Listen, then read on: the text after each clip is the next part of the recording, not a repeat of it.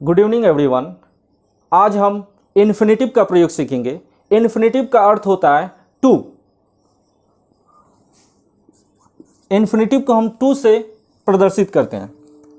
आज हम present and past में इसको सीखेंगे।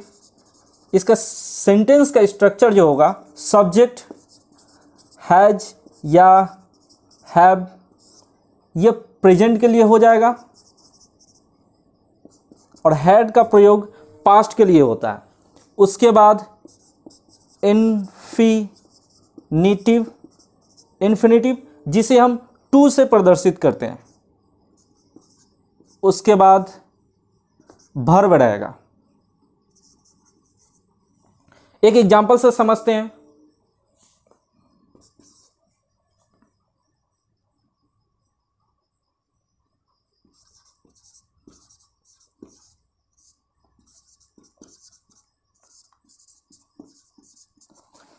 मुझे जाना है, मुझे जाना है, इसको हम जब लिखेंगे I have to go, subject के रूप में आई आ गया।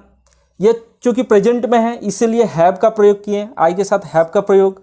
फिर इन्फिनेटिव को हम टू से प्रदर्शित करते हैं इसलिए टू यूज हो गया। उसके बाद वर्ब लगा। अर्थात इस इन्फिनेटिव से हमें जब भी सेंटेंस में इन्फिनेटिव जुड़ जाए तो वहां पर इस इन्फिनेटिव से हमें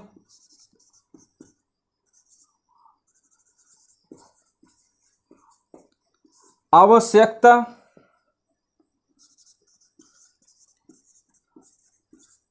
अनिवार्यता या बाध्यता का बोध होता है। जैसे मुझे जाना है तो यहां पर बाध्यता का बोध हो रहा है। जैसे दूसरा नंबर,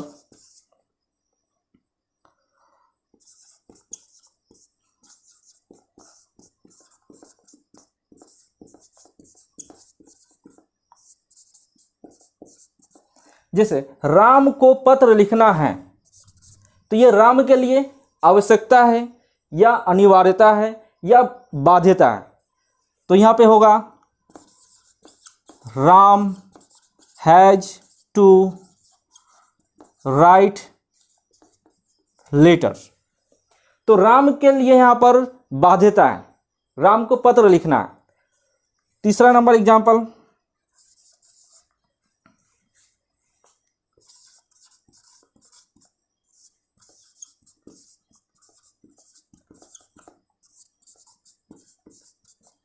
सीता को पढ़ना है तो इसका क्या होगा, सीता हैज टू रीड।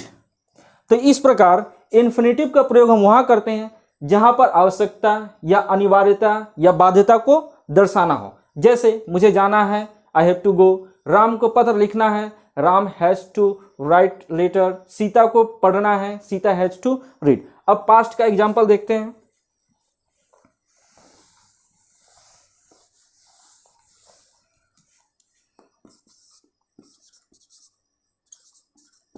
मुझे खेलना था तो यहां पर I had to play. Past में अर्थात अतीत में या बीते हुए समय में मुझे यह काम करना था, यह आवश्यकता, अनिवार्यता या बाध्यता का ही हिस्सा है, इसलिए मुझे खेलना था, आई हैड टू प्ले। अब हम नेगेटिव सेंटेंस में को देखेंगे। नेगेटिव जो है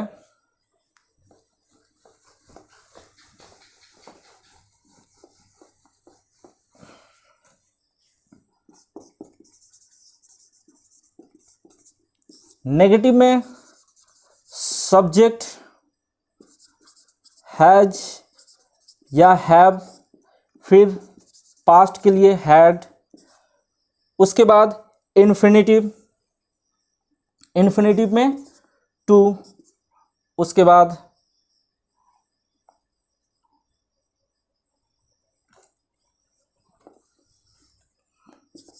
नॉट, फिर इन्फिनेटिव में टू, फिर वर्ब। एग्जाम्पल से समझते हैं।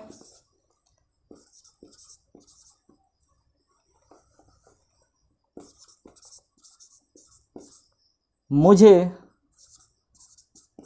नहीं जाना है, मुझे नहीं जाना है।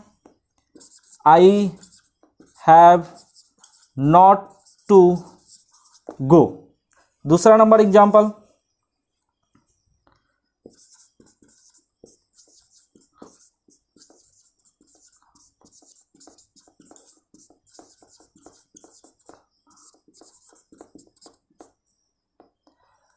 राम को काम नहीं करना था। Ram had not to work, या Ram had not to do the work. तो इस प्रकार नेगेटिव हो जाएगा। अब हम प्रेजेंट एंड पास्ट को समझ चुके हैं, अब फ्यूचर को समझने की कोशिश करेंगे।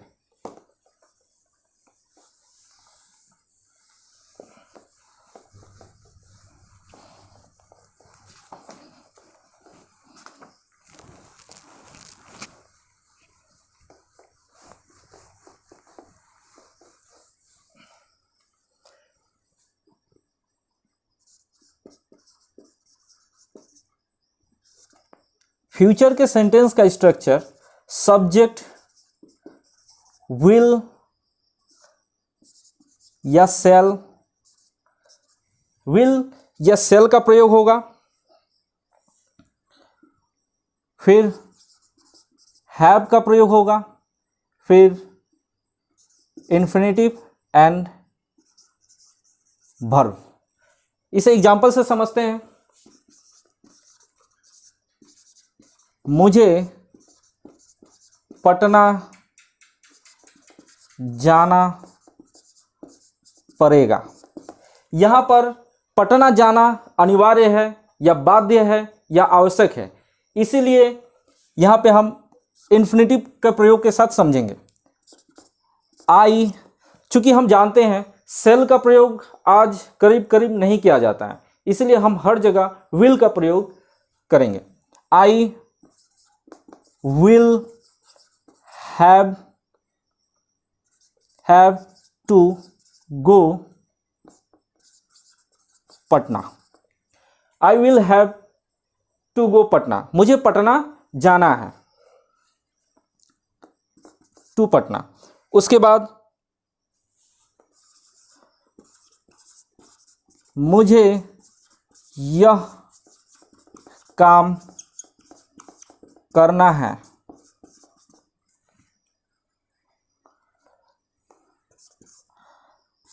आई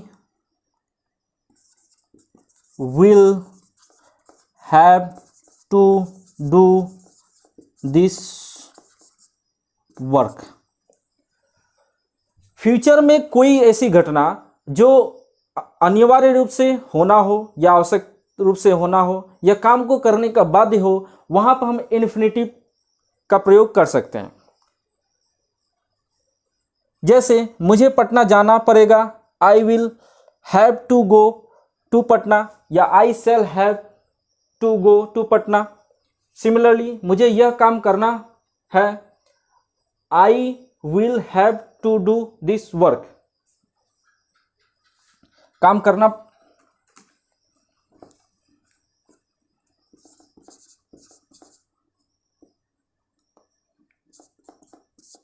पड़ेगा।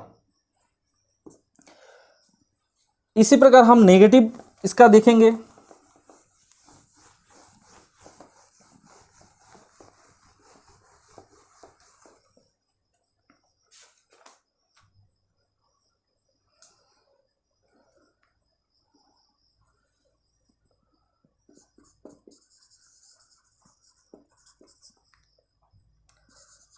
सब्जेक्ट विल या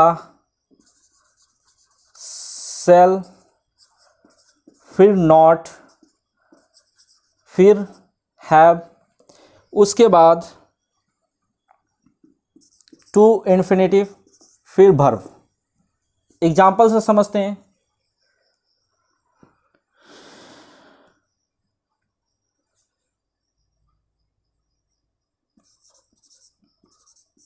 मुझे भीख नहीं मांगने पड़ेंगे। इसका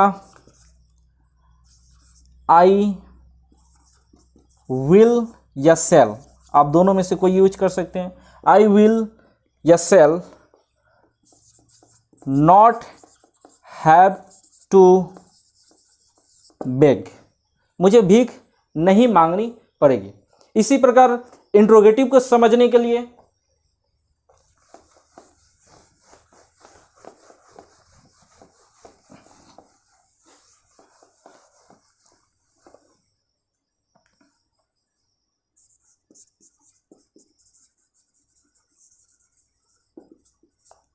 इंट्रोगेटिव प्रेजेंट एंड पास्ट दोनों का इंट्रोगेटिव जो होगा WH question,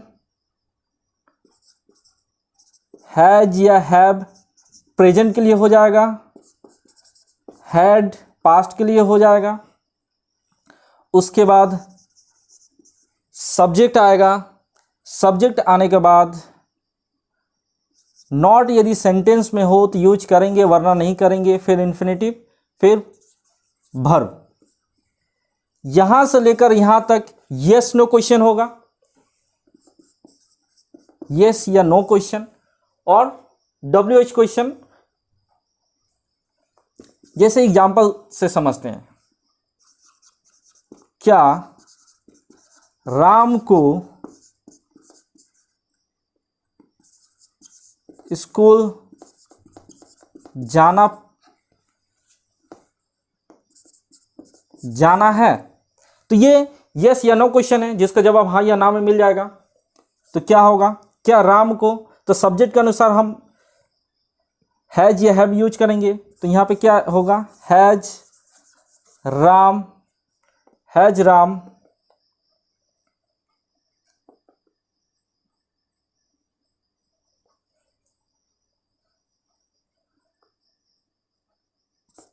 to go to school. यहाँ पे हेल्पिंग वर्ब आ गया, सब्जेक्ट की जगह पर राम आ गया, नॉट नहीं है तो नॉट का यूज नहीं किए, फिर इन्फिनेटिव आ गया, फिर टू स्कूल। आई होप दोस्तों ये आप लोगों को समझ में आया होगा। और वीडियो के डिस्क्रिप्शन में हम इसका PDF दे देंगे और आप वहाँ से PDF डाउनलोड करके ये होमवर्क कर सकते हैं या एक्सरसाइज सॉल्व कर सकते हैं या डिटेल्स में पढ़ सकते हैं। और यदि आप लोगों के पास कोई क्वेश्चन हो इसके रिगार्डिंग तो आप मेरा टेलीग्राम चैनल डिस्क्रिप्शन में लिखा हुआ है, वहाँ से आप मुझे कांटेक्ट कर सकते हैं या फिर कमेंट में आप कोई भी सवाल पूछ सकते हैं। धन्यवाद।